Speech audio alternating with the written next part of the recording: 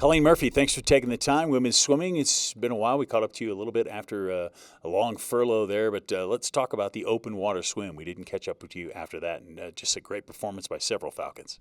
Yeah, we went to the Collegiate Open Water National Championships. There was 118 competitors in that swim. It was in Sarasota, Florida. Luckily, this time it was actually not an ocean swim. It was an inland body of water that they actually do open water nationals in for USA Swimming as well. So the people who qualify for the Olympics swim at that venue. So it was really nice, clear water, not wavy, and our girls did great. Freshman Abby Miller, who has open water experience, when she was, I think in 10th grade, she was on the junior national team for open water. She ended up 14th. I actually think she could have placed a little bit higher. She got in that second pack of girls, and she had a lot left in the end, but she couldn't catch that front pack. And then Katie Andrus, senior, best open water swim she's ever had. She was 18th. And so it was a great opportunity for our distance girls to kind of have some bonding time. The four of them went out there, swam in this open water race, and then we drove down together to Fort Lauderdale and met the rest of the team and did a training trip down there.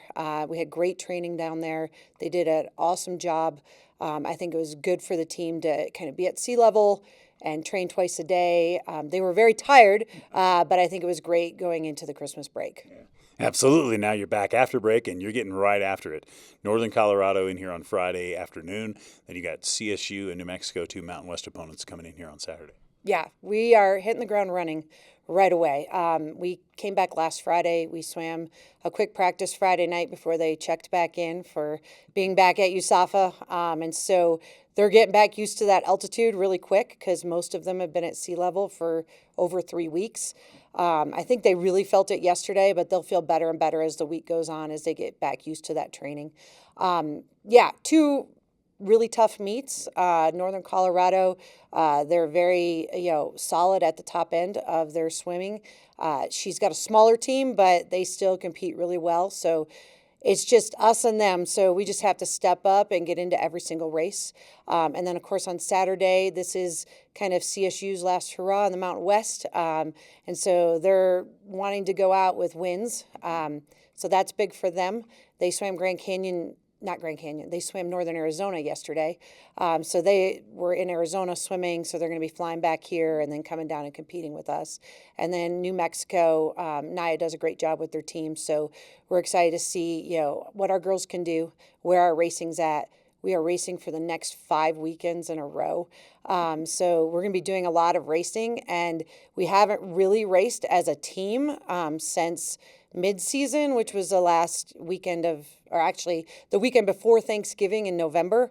So it's been a while since we've raced. We tried to do some of that while we were down in Florida as a team, kind of inter-squad kind of things. But now it's time to step up, put it all together, and really get after it for the next 5 weekends in a row. 5 weekends in a row, and then this is kind of odd being not against the same people, not a split meet kind of across 2 days. Is that will it be longer days as well and all the events each day? So all the events each day, when I actually said that to our team on Saturday morning, they're like, wait, what? We have to swim the 1,000 twice and the 500 twice. The only thing that changes over the 2 days is the relays.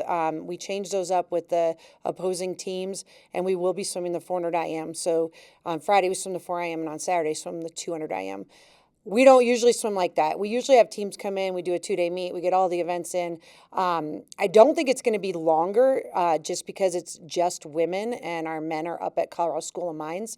So it's not going to be a longer meet, but yeah, some girls are going to have to swim the exact same event 2 days in a row. When they're in high school, actually, if you go to a high school state meet, typically you swim prelims on Friday and finals on Saturday.